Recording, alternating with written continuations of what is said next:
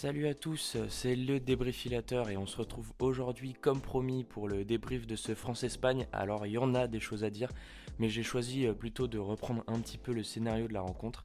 Et alors déjà, directement, premier but de l'Espagne et premier but de Nico Williams. C'était l'un de mes buteurs pour ce match. Il ouvre le score sur ce cafouillage dans la défense française. Il y en a eu plusieurs. À deux sur Oyarzabal, il n'arrive pas à le maîtriser et lui prendre la balle. Et derrière le petit ballon, le décalage est fait. Et pas la meilleure frappe de Nico Williams d'ailleurs, mais Maignan est fusillé sous sa barre à bout portant. Et je pense qu'il est un petit peu surpris par le manque de précision de la finition, puisqu'il a l'air de se jeter sur son poteau droit au lieu de rester sur place et d'essayer de la capter.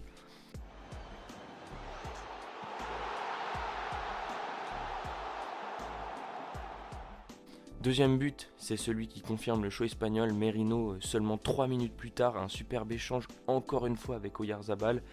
Les deux centraux, l'anglais et Konaté, sont en manque de communication et d'automatisme, ça se voit. Et ils ne savent pas qui doit prendre Oyarzabal. Ça permet au milieu offensif de formation d'envoyer un magnifique ballon aérien en profondeur que Mikel Merino reprend parfaitement.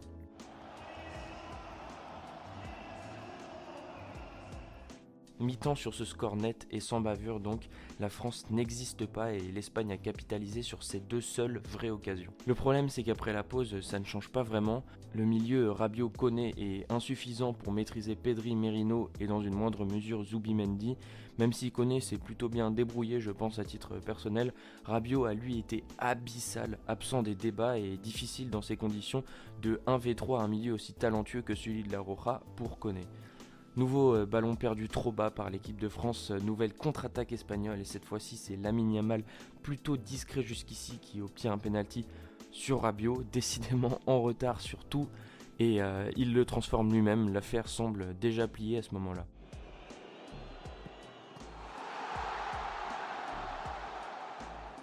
Elle l'est d'autant plus quand Pedri se retrouve à l'origine et à la conclusion d'une action collective de top niveau dans la minute qui suit, le genre d'action complètement étrangère à cette équipe de France-là.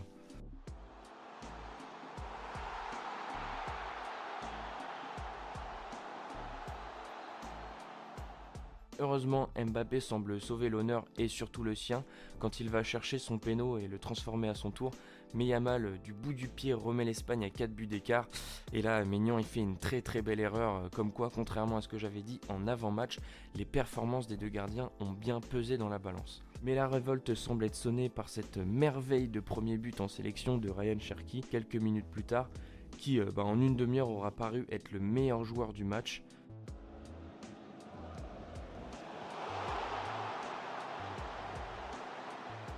Il lance dans la foulée son ancien coéquipier à Lyon, Malo Gusto, pour un centre dévié par Viviane dans son propre but et ça fait 5-3. Est-ce qu'on y croit? Je sais pas. Mais en tout cas, Barcola dépose Pedro Porro grâce à sa vitesse quelques minutes plus tard et sert Colomani sur un plateau qui se manque. Une bonne vibes d'Argentine 2022 sur cette action, même si le contexte est un petit peu différent, je vous l'accorde. Cherki encore sert Colomani sur un plateau qui cette fois-ci ne rate pas sa tête.